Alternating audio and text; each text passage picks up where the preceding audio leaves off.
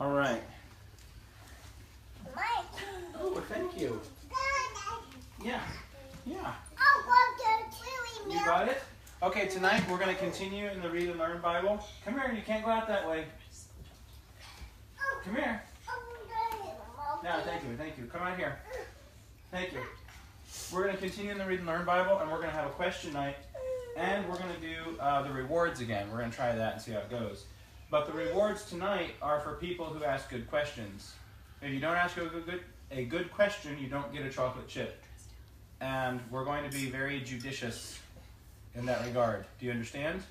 Yes, sir. All right. So, what did we talk about last time? Daddy. Can't put your hands up. What did we talk about last time? Soldiers going out to fight. We did? Well, all right. one time semi-recently. Okay, what did we talk about last time? Chocolate chip.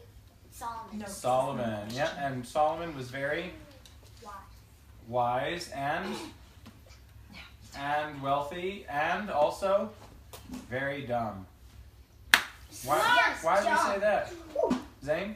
Because he fell for a whole bunch of women and he fell for their gods. Daddy. Yeah, he left God. Daddy. So he was smart and silly at the same time. Hopefully he figured that out and came back. Okay, so I have a question. tonight we're going to have some question time.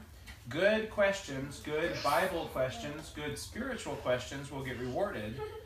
And questions that are okay or bad will not be rewarded. Jaden. But, like, why does it say that God hardened Pharaoh's heart? But God is supposed to do good things, but then he did something, like, not good. Come here. No, it doesn't have to be about a story. It's just any questions. No, sit down. That was a really good question. And actually, that's a question that people have been arguing about for a very long time. And when I say argue, I don't mean bad. They talk about it. Some people think that God made Pharaoh mean.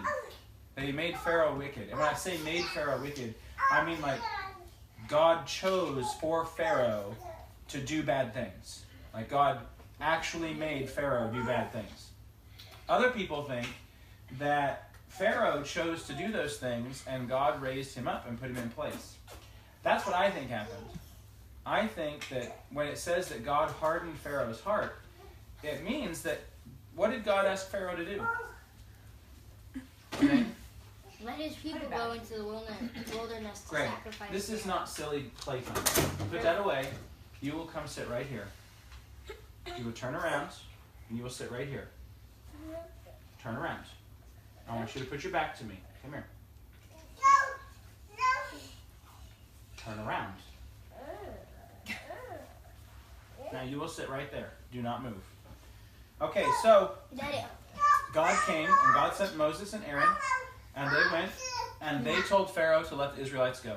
Pharaoh was not happy. And Pharaoh said, "Who is this? I do not know this God.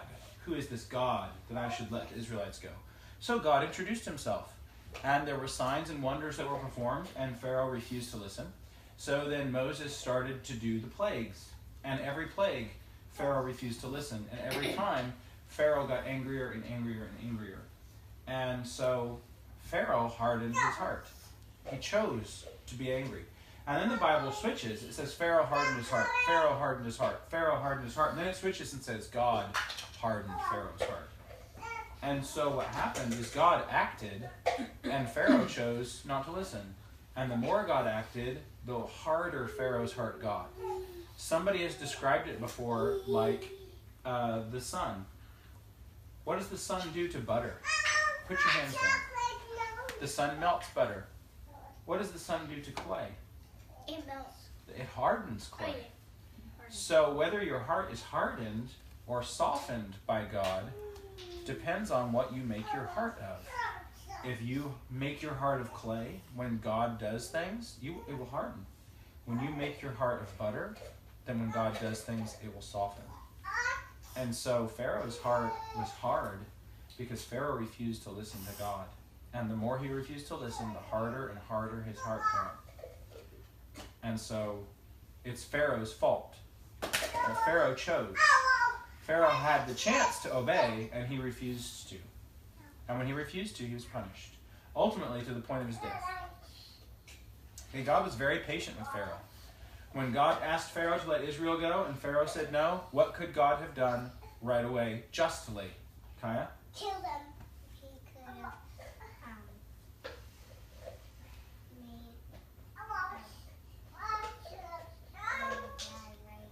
Yeah, he could have punished him with execution right away. He could have killed him right away. But God was patient, and he gave Pharaoh lots and lots of chances. Okay? Who else has a question? Zane?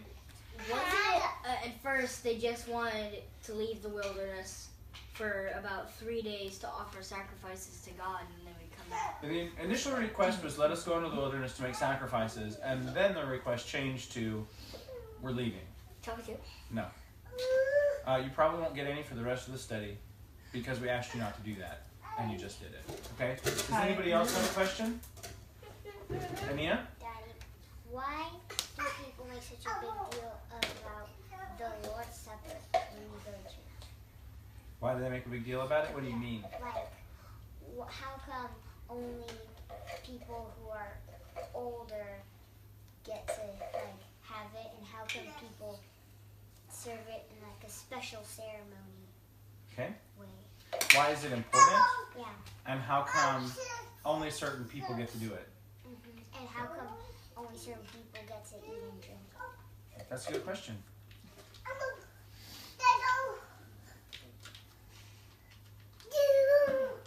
Jaden, you can have another one for your question. It was really good. We're going to answer Ania's. Okay. The answer to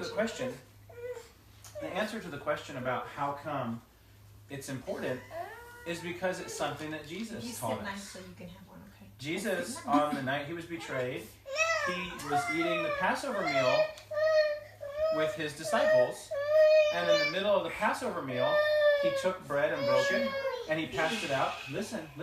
And he passed the bread out, and he said, "This is my body given for you." And he passed out the bread, and he gave the bread, and then they ate it. And then he took some drink, and he passed it out to the disciples, and he said, "This is my blood shed for to bring in the New Testament, to start the New Testament, and for the forgiveness of sins. Because without the shedding of blood, there's no inauguration." Right? The Old Testament, they shed blood to start the covenant. With the New Covenant, there's blood shed to start the New Covenant. And Jesus' blood was shed like the blood of a sacrifice. So Jesus says to his disciples, after he did that, if Jesus just did that, then that would have been the only time it ever happened. But Jesus told his disciples, as often as you do this, do it in remembrance of me. So we remember Jesus. And so the early disciples would get together and they would eat what we call the Lord's Supper or the communion. And it's been called many things throughout time. Some people would call it the Eucharist, which is like the blessing. Other people would call it it had lots of different names. So the reason why it's a big deal is because Jesus asked us to do it, and it kind of remembers what he gave for us and what he did for us. And it remembers all the great things that Jesus is and that Jesus ought to be to us. And so it's kind of a fellowship. When we eat it, we're doing it with God and with all the other people there. And the reason why only certain people do it, right? When visitors come to our local church, anybody who wants to take it can. Okay, anybody who wants to take the Lord's Supper can. We don't, have membership cards, and you have to show your membership card before they let you take the Lord's Supper. Right? Anybody who wants to can. The reason why I don't let you guys do it is because you don't need that. Right? That's for people who were lost, and then they've been saved. Right? Dad sinned. I knew what I was doing, and I did it anyway. I knew it was wrong, and I did it anyway. I understood what I was doing. I knew that what I was doing was sinful, and I thought that I knew better than God. And when I did that, it was wicked, and it was evil. And that wicked evil separated me from God. And so I had to be brought back into fellowship with God. It's like God was holding my hand, from the time that I was made alive, God was holding my hand. And I pulled and pulled and pulled until my hand slipped out of God's hand. And then I was by myself. And I realized that I was lost. And then God held his hand back out and he let me take it again. And then he pulled me into safety, and now he holds my hand again and keeps me safe. Like when we walk in the parking lot, whose hand do I hold? His, hers. Why do I hold their hands? Because if a car comes and it's going to run them over, I need to be able to throw them out of the way. That's why. I don't hold their hands because I'm worried that they'll wander off. I mean, that's one reason. But the primary reason why I hold their hand is because if a car comes, I need to be able to throw them out of the way. Like, out of the way. So I hang on to their hands because it's my job to keep them safe. I keep them close to me, and if danger comes, I'm going to move them into safety. Well, God holds my hand because he keeps me close to him, and he keeps me safe. So now I have that, we call that fellowship with God. Because God is holding my hand again, and I have been brought back into fellowship with God, I do that to remember how God saved me and how God brought me back into fellowship. But you guys have never ripped your hand away from God yet. And so you haven't had to do that. You haven't had to come back. And that's great. And I hope that you never leave. But if you do, God will welcome you back. Right? And so that's why I don't let you guys do it. But at the local church, anybody who wanted to do it could. You asked one, right? Yeah, but I have something that goes way deeper. What's yours, Greg? What? Can we what? Going out to That's not a fight? question. Yeah, You my have to ask a question is short. You asked one already, Stevie? Wait, I didn't get a single chocolate. Daddy. wait. Yes. So, a lot of people get baptized when they're really young. How old do you have to be baptized? There's no age. Like I can't turn to a place in the Bible where it says, thou shalt be 17. Or thou shalt be 11 and a half. Right? There's not a place in the Bible where I can turn to and show you an age. So it's probably a mistake to make an age. But what you kind of have to do is you have to look through the Bible and you have to see how baptism is talked about and how becoming a Christian is talked about and what kind of decision that is. And then you have to look at who is able to make decisions like that. Is understanding that God is the creator of the universe, is that like a simple thing or a pretty complicated thing? Simple. I think it's pretty complicated. Understanding who God is. Now, understanding that everything that is built has a builder, that's pretty basic. But understanding what that means and who that makes God, that's pretty complicated. That's an adult idea, right? It's not a kid idea. Understanding what it means to really sin against God is not a kid idea. That's an adult idea. And so as you start thinking about salvation and what it means to sin and what evil and what good are, those are not children's ideas. Those are adult ideas. And when you read through the New Testament, the only people who are ever baptized are men and women. The only people who ever need to be saved are men and women. God does not hold people accountable for things that they can't know or can't understand. So you see men and women being baptized. In Acts chapter 2, when Peter starts speaking, he says, men of Israel. In Acts chapter 8, when people are being baptized, in Acts chapter 8, it says both men and women. In Acts chapter 16, the Philippian jailer is an adult. In Acts chapter 16, Lydia is an adult. Every time in Cornelius, the people who are with Cornelius, the men that he sends and Cornelius himself are all adults. And so we see adults making this decision. Well, now, how old is an adult? Would be the next question. Yeah. 20. In the Old Testament, God considered Israelites to be an adult at the age of 20. It turns out that that's pretty consistent. The average age for marriage in ancient Rome was a little over 20 years old. Right? Most people throughout time, we tend to think in our mind, oh, they used to get married when they were 11. No, not really. Most people got married around 20, women. Men were older than that when they got married, the average age for men. So people got married in the ancient world around the same time they get married today. Because getting married, is that a kid idea or an adult idea? It's an adult. That's a very adult decision. Right? Some people get married a little younger than 20. Some people get married a little older than 20. So we can't really use marriage age. We can't say when somebody gets married, that's the age, because what age is it? Well, it changes. So what we can say is that when somebody is an adult, well, what age is that? Well, again, in the Old Testament, it was 20. But in the New Testament, it's not really defined. And so I can't tell you what age, like what's the year number. I can't tell you. But it will probably be closer to 20 than 10. Right? When somebody finally begins to understand adult ideas. And psychological studies, and what does psychology mean? What are we studying? Ania? The way people think. That's all it is. It's pretty much just the study of the way people think. Psychologists have found out that there are big changes that happen in a teenager's brain.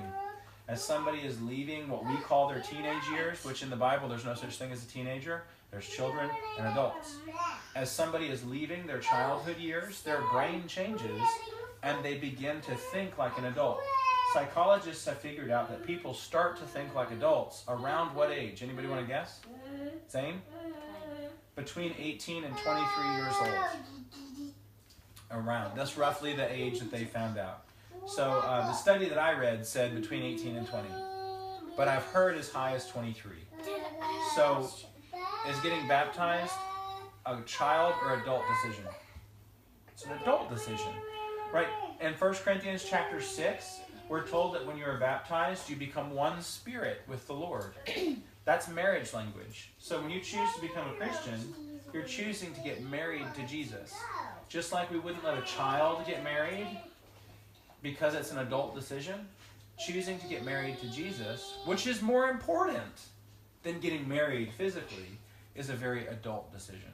So that's why I tell people that it's not for children. Yes? What about people who don't, like whose brains don't work right, and they, even if they're an adult, they may not be able to understand it? That's a good question. Do they need to be baptized still? That ultimately is going to be their choice. If they're able to think, like that, that will be their choice, and it will be the choice of whoever is watching out for them.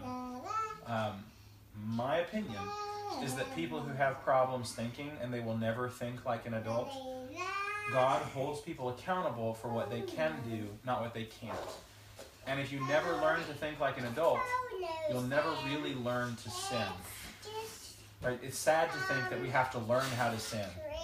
But did Adam and Eve know how to sin right away? No, somebody came and kind of taught them how to do it, didn't they? Yeah, Satan kind of showed them how. And then once they ate the fruit of the knowledge of good and evil, now they knew. Now they knew what they were doing, and they knew how to do bad. And so somebody who never learns, I don't think God is going to hold them accountable in the same way that He holds me accountable. And since they don't understand what they're doing, they can never really sin. And since they could never really sin, they never need to be saved. Because baptism isn't a religious ritual that you just do when it's the right time. Baptism is something that you do to ask God to save you. And if you don't need to be saved, then you don't need to ask for salvation. Right? That's 1 Peter chapter 3, verse 21. Okay, Zane? Oh, it's Kaya's turn. I'm asking you can ask a question. I didn't get a single chocolate chip. Stevie gets one for his question. That was good. Dad, You had two good do questions I there. get a question? Do I get a chocolate chip? You have to ask a good question. Daddy, Stevie has two good questions. We're going long with the questions tonight, so we're not going to read from the Read and Learn Bible. Daddy? We'll do that tomorrow night. Dad, I have a question. Daddy? What's your question? It's Kaya's turn.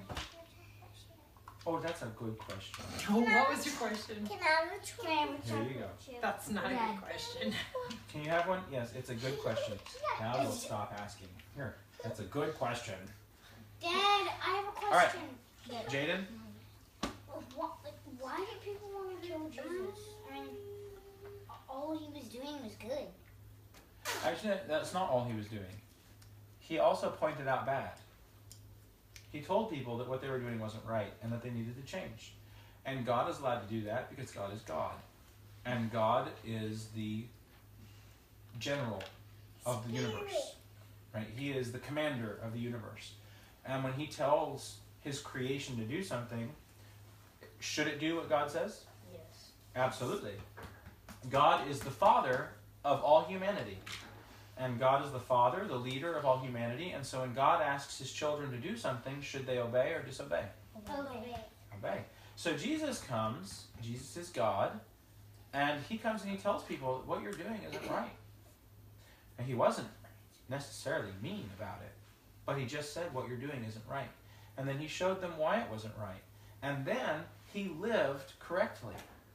Generally, people don't care if you tell them that they're wrong, if you do bad things too. Because then they can just throw that in your face. Say, well, you said I did this wrong, well, look at you. But the thing with Jesus is they couldn't do that. Jesus was always did everything right. And he showed people and told people that what they were doing wasn't right when it was wrong. Right? Some people did right things, and Jesus was like, that's great. That's perfect. Keep doing that. Keep doing it. Keep doing it. You But do other it. times he would say, this isn't right. Change to do this and things will be good. And what happened, the Apostle John writes, that people loved the darkness because their deeds were evil. And since they loved the darkness, they refused to come to the light. And the people who loved the darkness killed Jesus. I mean, even the people who wanted to do the right things, his disciples, they got so scared they ran away. But that's why. Satan was at work, and Satan was tricking people, and Satan thought that if he could kill Jesus, that this problem would go away, and that Satan could beat God. And so Satan stirred people up, and he filled them full of hate, and they came and they killed Jesus. And it just happens to turn out that God knew that was going to happen, and God used that to save everybody. And so that's why. Stevie? This question isn't really important per se, but in my Bible, in fact, in several Bibles I've read, whenever you're reading through, I think it's Samuel, but it talks about the reign of Saul, and it says he was blank years old when he began to reign, and he reigned for blank years. Why is that missing? Because the whole rest of the chapter's all there, but there's just 2 blanks right there. There shouldn't be. What Bible are you talking about? The one that I have. There shouldn't be. It might be like a misprint. And yeah. Daddy, why, when Adam was created, why did he become a man instantly? How did God just make him that way? Yeah, God made him full grown. How old was he? 1 minute after God made Adam, how old was he? 1 minute. Zane? He was 1 minute old. How big is a 1 minute old human today? Like That this. long. Actually, they're so small you can't see them. Dad, Right? when they're first Somebody born. who's been alive for 1 minute, you can't see them yet. Now, how big is a baby who has been born for 1 minute? Oh, like this long. Yeah, about like that, right? Oh, like that? Yeah, like that. Yeah. Huh?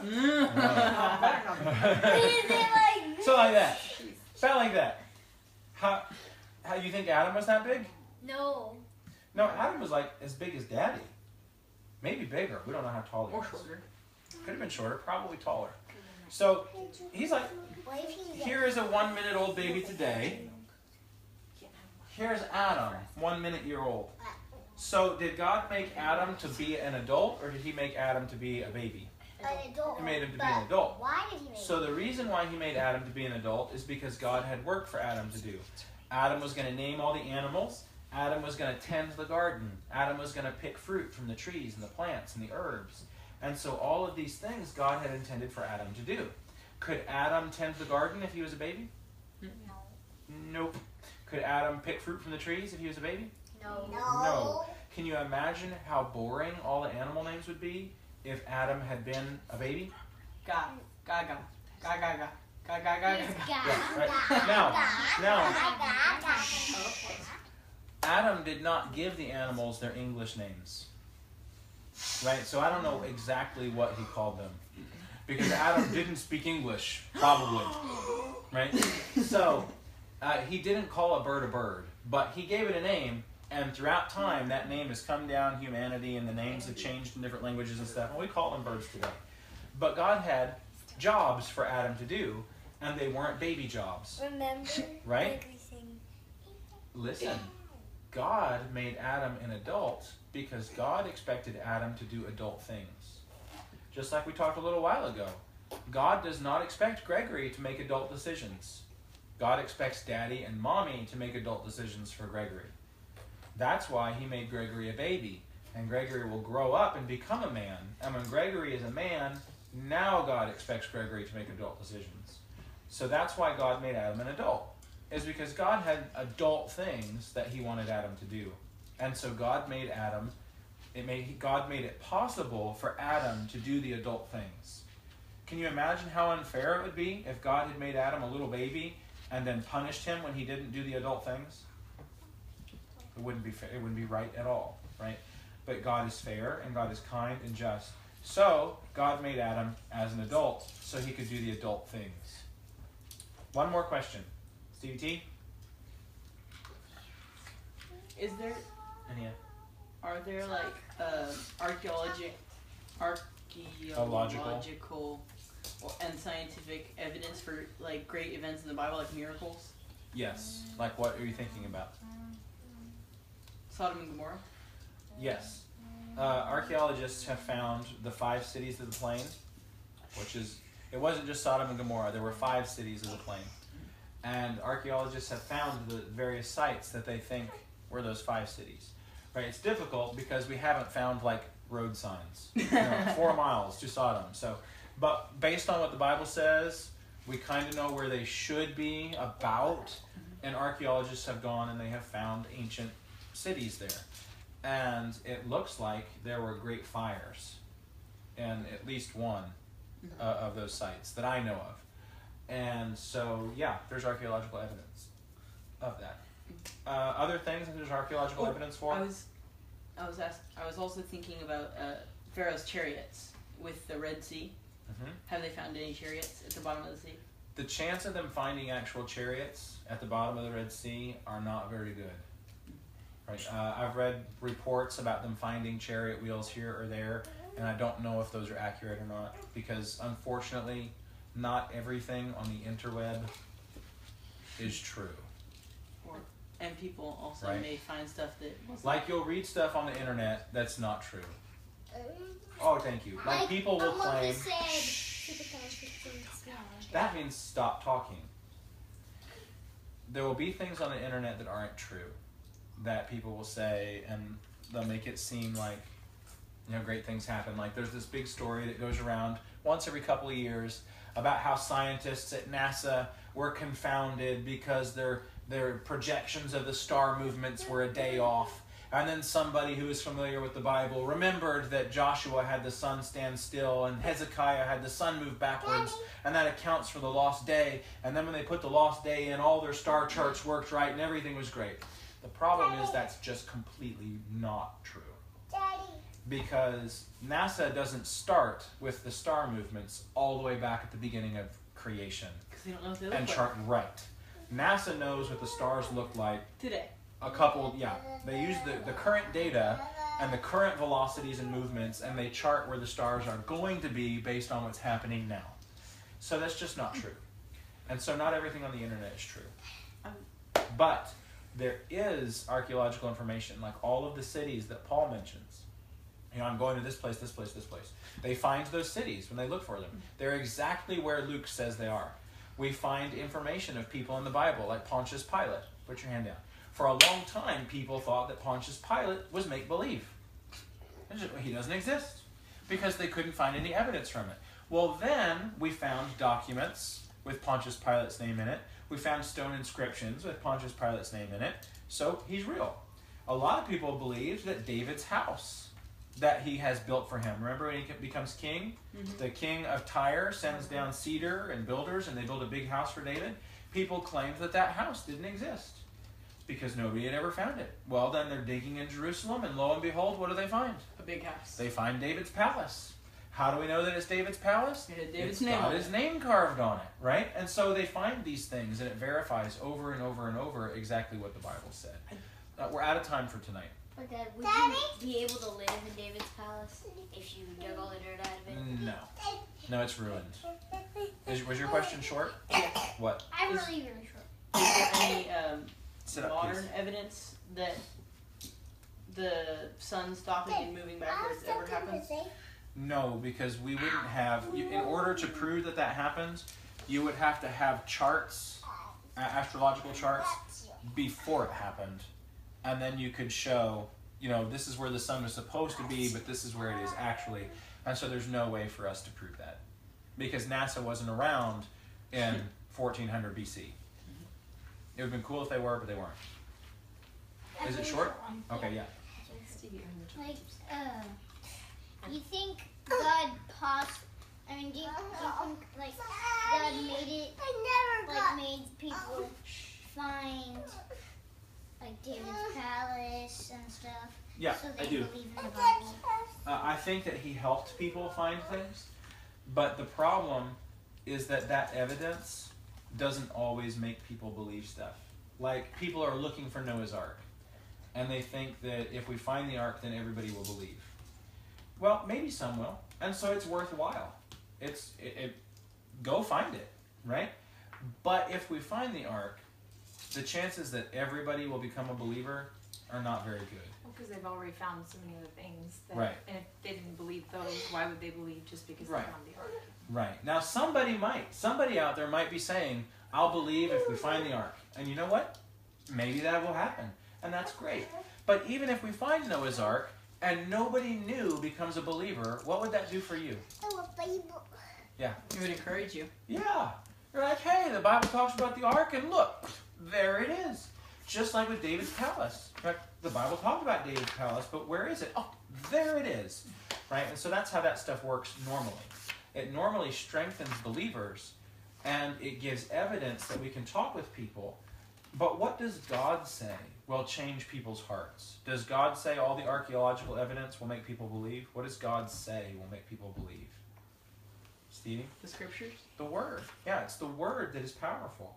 Now, we should get all the evidence we can, and we should show it to people, and we should teach them, but ultimately, it's the Word of God that is going to work on people's hearts, and it's the Word of God that is going to change people and lead them to Jesus.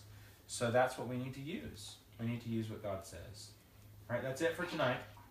Let's go ahead and have our prayer. What kind of prayer are we going to do?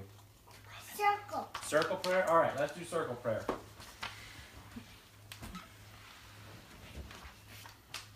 All right, I got to hold Mommy's hand. She's too pretty. Come on, Greg. You got to get in the circle, buddy. No. All right. Stevie, you want to pray? I do. Stevie's going to do it tonight, No. if you want to. Okay. I do. Greg, be quiet. Our Heavenly Father, we thank you very much for all the many blessings you've given us. We thank you for everything that you've given us today, for our food and our drink. We thank you for the sun and the moon, and we thank you for your word, the scriptures, so that we can learn what you have to say. Thank you for a great family and good friends and Dad who can teach us everything. It is in your name we pray. Amen. Amen. Stevie is going to